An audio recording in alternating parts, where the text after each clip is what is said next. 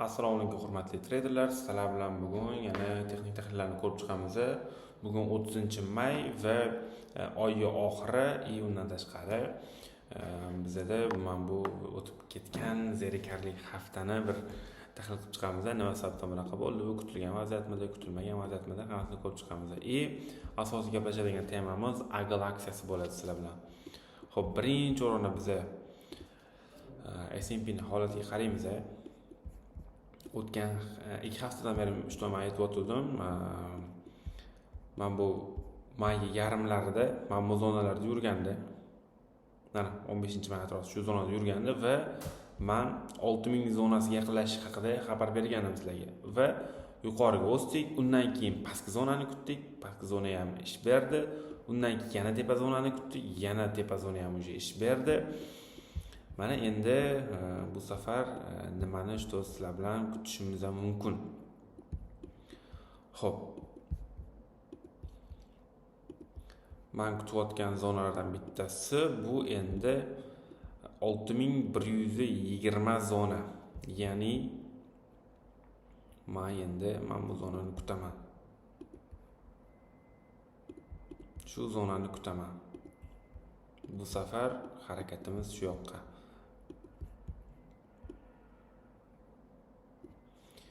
Va bu ish beradigan bo'lsa, keyingi haftada bizda mana bu Apple mana bu S&P ichidagi aksiyalarimiz o'rtacha 15% dan yuqoriroq o'sish beradi. Men shu narsani kutyapman. Xo'p, Bitcoin nima bo'lyapti? Bitcoin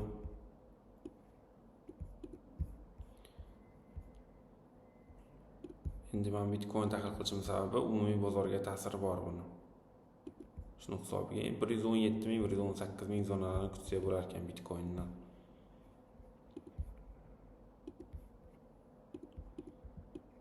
O'zi tushish kerak edi shu zonaga, pastga tushib oldi. Endi men shu yuqoriga harakatni men juda taxmin qilyapman. Shunday. Xo'p, endi men portfelimdagi aksiyalarga qaraymiz. Apple bo'yicha hali ham rezultat bermadi Apple. Men bu zonada bitta foydamni olib chiqib ketganman va yana qayta kirish qilganman bu yerdan. Endi yuqorini kutamiz. Orada bu sal erkaladida, sal pastroqqa tushib oldi. Menda imkoniyat bo'lmadi. Shu 194, 195 dan yana qayta kirishga. Men sotib olgan narx 206. Men bu zonadan sotib olgandim men. Chunki bu gapni men olganman, bu yerdan foydamni olib chiqib ketganman-da. Bundan keyin Fibonacci bo'yicha 05 va 618 zonani kutganman. Men bu zonadan bay qilganman, 206 dan o'sha. Va u atmen bo'ldi, pastga yana bitta tushib berdi. Unchalik katta tushmadi, ko'p kutmadik. Kutamiz endi yuqorini. New aksiyasiga keladigan bo'lsak, aslida bunda stop loss bilan ishlash kerak edi va men stop loss zonamni urdi, pastroqqa tushdi. Endi men shu kutyapman. Earningsdan keyin Neo'da qulash bo'lishi mumkin. Earningsdan keyin Neo mana shu zonaga kelish ehtimoli bor. Hisobotlari mana shu hafta chiqadi. Shu zonaga kelish ehtimoli bor. Bu bir va ikkinchisi xo'p. Shu zonalarga borish ehtimoli bor.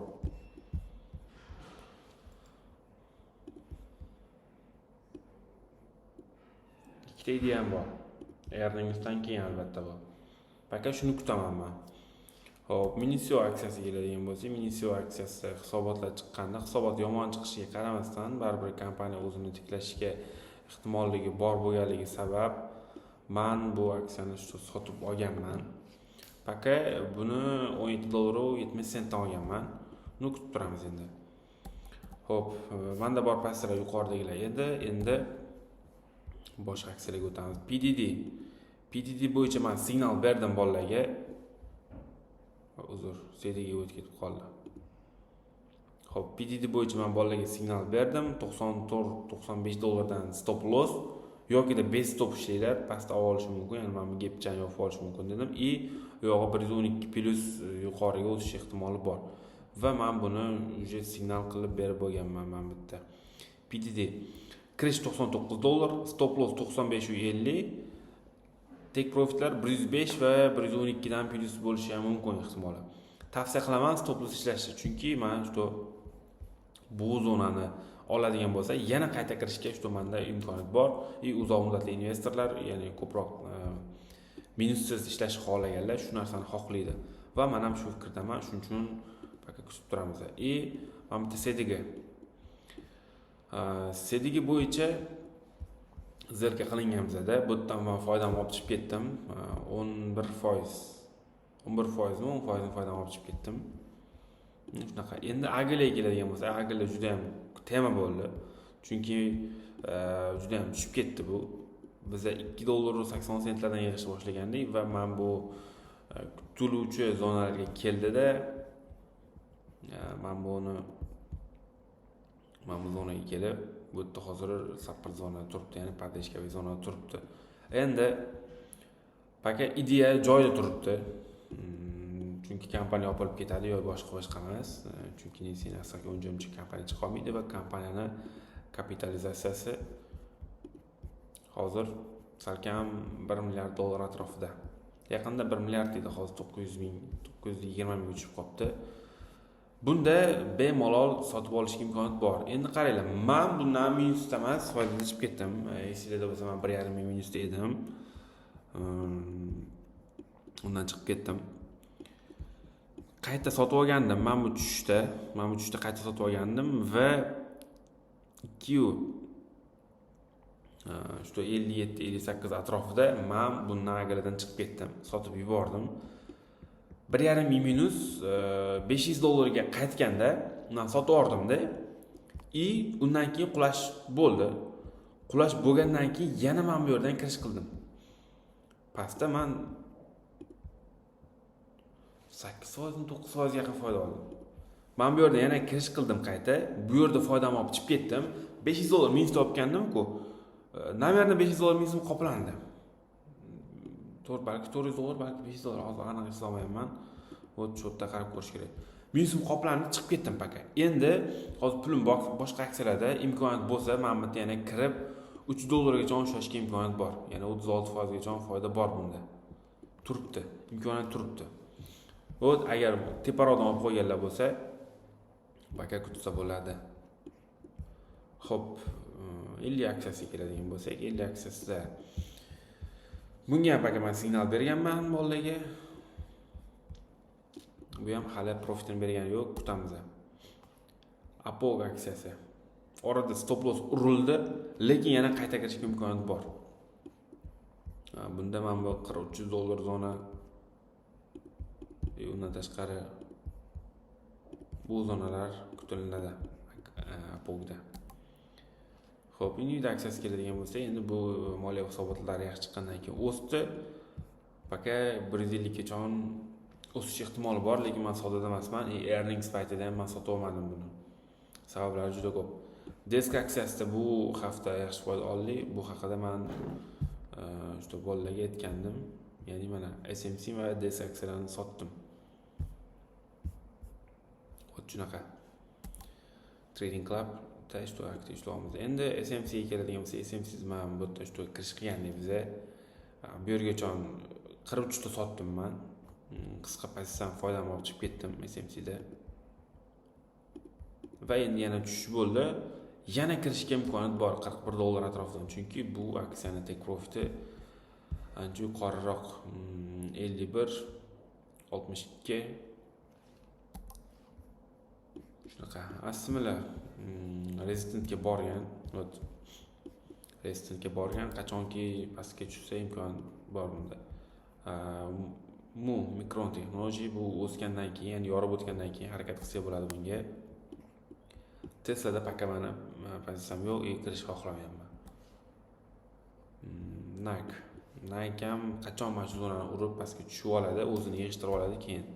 Hali bu o'z joyiga kelib bo'lgani yo'q aksiylar. Bunda ham AMDda ham mana shu zonani kutaman. MDB ham kelmadi zonamizga. TTD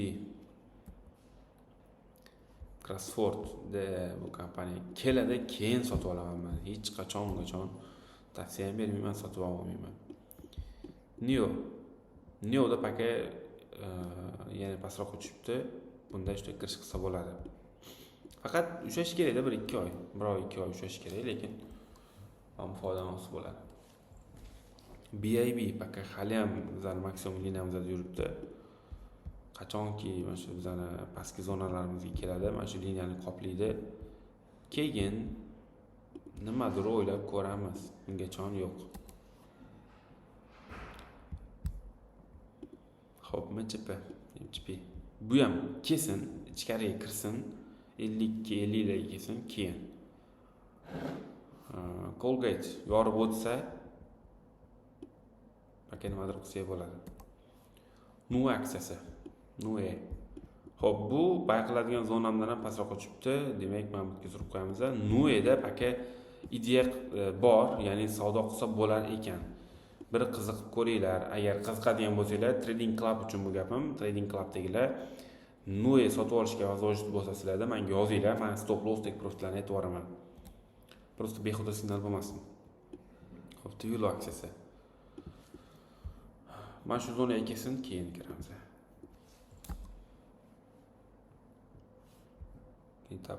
Bunda ham shu zonani kutishayotgandik biza. Uje kelibdi bu zonaga. Nitap aksiyasida ham paka ideya bor, savdo qilsanglar bo'ladi bunda ham. O'sha gap, savdo qilmoqchimisizlar, yozib yuboringlar. Paka menda ehtiyoji yo'q, hozir signal berishga boshqa qilishga. Sizlarga signalni yetarli bo'lsin, muhimi savdosi qolib ketmanglar. Zebra aksiyasi. Ancha anaqa bo'lib qopti bu. Yaxshi bo'lib qopti, sal pastroq kelsa, yana bir qiziqib ko'ramiz. Algoda ham shu zonani kutaman. Mana shu fikrlarim shunaqa, shulardan iborat. Savdolarim. Agalarga bir harakat qilinglar, tavsiya qilaman. Nitap aksiyasiga tavsiya qilaman. Paka hozircha endi 10 aksiyasini uzoqroq qolsa bo'ladi. Shunaqa bizda bu hafta sal zerikarliroq o'tdi, chunki profitlar kamroq bo'ldi, 5-6%. Ya'ni haftaning boshida bo'ldi, haftaning oxirida ham endi bo'lmadi. Boriga shukr, savdolarda omad, sog' bo'linglar, salomat bo'linglar.